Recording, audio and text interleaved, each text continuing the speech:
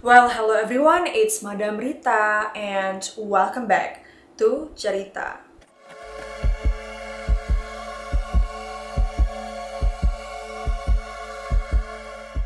Indonesia punya banyak banget ya kisah-kisah mistis. Dan tidak bisa dipungkiri juga kalau kisah-kisah mistis ini tuh paling banyak diminati oleh netizen. Aku inget banget dulu waktu zaman aku tinggal di apartemen berhantu, itu views YouTube-nya, oh my god, tinggi-tinggi banget sampai jutaan views.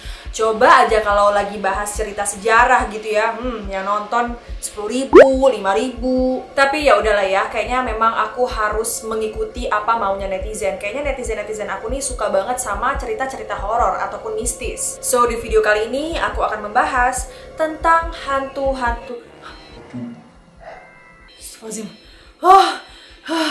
Ternyata HP ku bunyi, guys. A few moments later. Ada kalau bawain cerita horor pasti bawaannya jadi paranoid gitu ya. Oke, mari kita lanjut. Nah, kira-kira siapa aja sih hantu-hantu yang masuk dalam daftar hantu terseram di Indonesia? Make sure to keep on watching. Tapi buat teman-teman yang baru di channel aku, selamat datang dan selamat bergabung. Jangan lupa ya diklik tombol subscribe dan juga aktifkan notifikasinya. Dan buat yang udah subscribe, thank you so much. Kalian udah berbaik hati mendukung channel ini. Ya semoga channel aku bisa sampai 1 juta subscribers. Amin.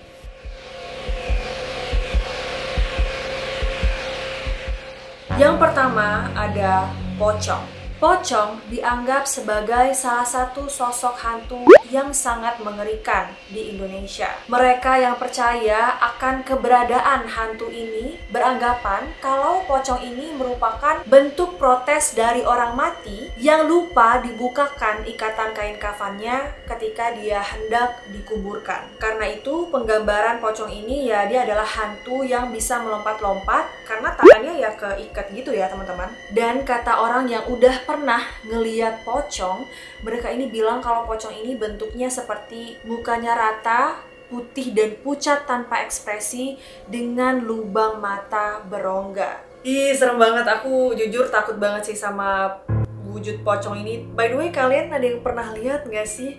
Kayaknya pasti ada nih teman-teman yang punya kelebihan gitu ya, pasti ada yang pernah ngeliat sosok pocong. Please ceritain pengalaman kalian di kolom komentar. Yang kedua ada wewe gombel. Istilah tradisi Jawa menyebutkan bahwa wewe gombel adalah roh jahat alias hantu yang suka menculik anak-anak yang ditelantarkan dan diabaikan orang tuanya. Cerita menyebutkan bahwa wewe gombel adalah roh seorang wanita yang meninggal bundir lantaran dikejar masyarakat yang menuduhnya menghabisi sang suami yang berselingkuh. Dan wujud wewe gombel ini diketahui memiliki buah dada yang sangat besar dan panjang sehingga dia sampai menjuntai ke bawah. Yang ketiga ada suster ngesot. Rumah sakit di Jalan Salemba, Jakarta dipercaya sebagai lokasi pertama penampakan suster ngesot. Suster ngesot memang seringkali diakui terlihat di lorong rumah sakit. Sosok suster ini terjadi lantaran dia diperkaos oleh seorang pria yang akhirnya dia pun dibunuh dengan bagian kaki yang dilukai parah sehingga sosok hantunya menjadi suster yang ngesot karena tidak bisa berjalan. Tapi kalau misalnya dia ngesot berarti dia nggak bisa ngejar kita nggak sih? Jadi kalau misalnya kita dikejar sama suster ngesot kayaknya nggak perlu lari-lari kali ya, karena ya dia kan ngesot gitu ya. Oh my god, maaf mbak suster ngesot, saya cuma bercanda, maaf ya. Yang keempat ada tuyul. Tuyul adalah sosok hantu yang paling banyak tersebar di Indonesia, khususnya di Pulau Jawa. Digambarkan bahwa tuyul ini adalah anak kecil atau orang kerdil berkepala gundul dengan kulit keperakan dan bersuara seperti anak ayam. Banyak yang percaya bahwa tuyul ini diperkerjakan untuk mengambil uang, tapi dia kalau ngambil uang tuh nggak bisa banyak ya, jadi bisanya cuma sedikit-sedikit atau kayak selembar 2 lembar gitu. Sosok tuyul juga dipercaya terbentuk dari janin orang yang keguguran atau bayi yang meninggal saat lahir. Yang kelima, sundel bolong. Sundel bolong adalah mitos penduduk urban Indonesia yang menyebutkan sosok hantu wanita berambut panjang dan bergaun putih, namun bolong di bagian punggungnya sehingga organ tubuhnya terlihat. Sundel bolong selalu diceritakan sebagai perempuan yang tewas terbunuh karena diperkaos atau melahirkan anaknya di dalam kubur. Sosok ini sangat-sangat melekat berkat film-filmnya Suzana tahun 80-an ya teman-teman. Yang keenam, ada Palasik. Jujur aku nggak tahu sih Palasik itu apa, kayaknya aku baru denger deh. Oke, menurut cerita kepercayaan masyarakat Minangkabau, what? Dari Sumatera dong? Kok bisa ya, aku baru denger ya? Nah, Palasik adalah sejenis makhluk gaib yang bukanlah hantu, namun manusia yang memiliki ilmu hitam tingkat tinggi. Oh, Palasik ditakuti oleh ibu-ibu hamil karena makanan Palasik adalah anak bayi yang masih di dalam kandungan atau yang sudah meninggal. Dan pada umumnya, Palasik berbentuk kepala melayang yang terlepas dari badan dan mencari makannya sendiri-sendiri. Oh, now I get it. Ngerti. Mungkin nama di setiap daerah itu beda-beda ya teman-teman. Kalau di Minangkabau dikenalnya sebagai Palasik, tapi kalau di tempat aku di Bengkalis, Riau, kita tuh bilangnya penanggal. Definisinya ya persis seperti ini, cuman kita nyebutnya penanggal. Kalau di tempat kalian disebutnya sebagai apa? Karena aku yakin banget di setiap tempat kita tuh masing-masing pasti beda sebutannya, tapi hantunya sama. Yang ketujuh, ada Mbak Kunti. Sosok kuntilanak dipercaya sebagai perempuan hamil yang meninggal dunia. Dalam kisah rakyat Melayu, kuntilanak digambarkan sebagai perempuan cantik yang sering muncul bersamaan dengan bau harum bunga Kamboja. Kuntilanak konon menyukai pohon tertentu sebagai tempat bersemayam seperti pohon waru yang condong ke samping atau waru doyong. Kuntilanak sering disebutkan mengganggu wanita hamil dan juga para bayi. Masyarakat Indonesia percaya bahwa cara menangkal kuntilanak ini yaitu kita bisa menancapkan paku di bagian ubun-ubunnya.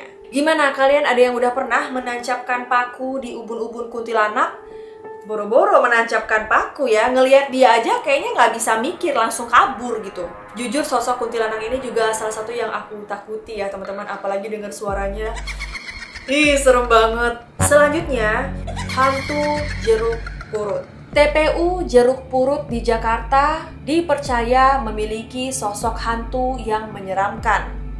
Disebutkan pada tahun 1986, ada sosok pastor tanpa kepala yang melintas di pemakaman yang mencari makamnya sendiri. Konon katanya, kalau misalnya kalian ingin melihat sosok pastor berkepala buntung ini alias hantu jeruk purut ini, kalian harus datang ke sana dengan jumlah ganjil.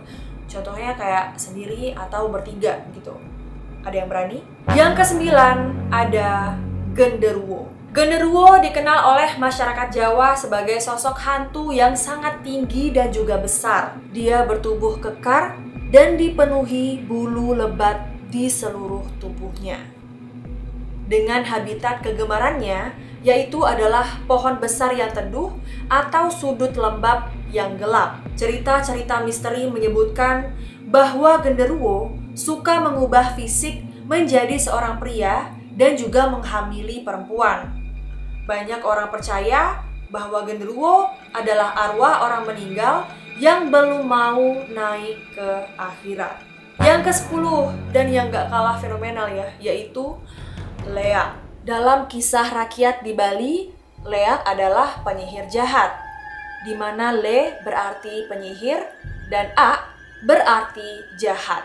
Leak hanya bisa dilihat di malam hari oleh para dukun pemburu. Saat siang, Leak justru tampak seperti manusia biasa. Dipercaya saat malam hari, Leak ada di pemakaman untuk mengambil organ dalam jenazah yang dipakai sebagai ramuan sihir. Bahkan beberapa orang percaya kalau ramuan sihir itu bisa membuat Leak berubah jadi sosok hewan.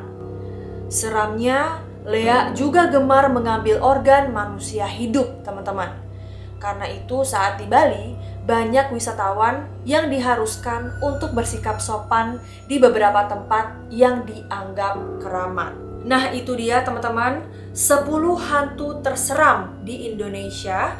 Menurut kalian, mana yang paling seram? Coba komen di bawah ya. Kalau aku pribadi yang paling seram adalah yang pertama Lea, terus kuntilanak, dan yang ketiga pocong. Aduh, kalau bahas 3 itu aduh bener-bener nggak berani banget ya. Apalagi kalau misalnya aku di Bali, teman aku tuh sering banget ceritain tentang Lea gitu. Makanya kalau lagi di Bali, malam-malam itu aku jarang banget ya keluar. Pasti aku pulangnya tuh cepet, kayak jam 7 malam, setelah makan malam pulang. Abis itu ya udah di villa aja atau di hotel aja. Apalagi kan di Bali memang mistisnya tuh sangat-sangat kuat ya. Jadi kita ya harus berhati-hati dan juga menghormati aturan-aturan yang ada di sana. Bukan di sana doang sih, tapi di semua tempat ya kita harus saling menghormati ya, Wak. Jangan sampai kita diliatin oleh yang begitu-begituan. Aduh, takut banget. Cukuplah aku punya pengalaman di apartemen berhantu itu. Aku nggak mau punya pengalaman mistis lagi. Udah cukup. Aku aja yang awalnya apatis ya dengan kisah-kisah mistis yang kayak, alah, bohong, gue mah kalau nggak lihat gue nggak akan percaya. Semenjak tinggal di apartemen berhantu itu, aku langsung kayak, iya mbak, saya percaya, saya nggak akan takabur lagi deh, saya akan jaga omongan, saya nggak akan nantang-nantangin. Karena kalau berhadapan sama mereka ya bikin stres. Oke, I guess that's all for today's video. Thank you so much for watching. Sebenarnya ada banyak banget lagi sosok hantu di Indonesia. Kalau kalian aku mau bahas part 2-nya, boleh banget komen di bawah. Semoga video ini bisa menemani waktu kalian. Kalau kalian suka, make sure untuk di like, comment, share, and subscribe, and turn on post notification supaya kalau aku upload video baru kalian tidak ketinggalan. Thank you so much for watching. I love you all, and I'll see you in my next video. Bye guys.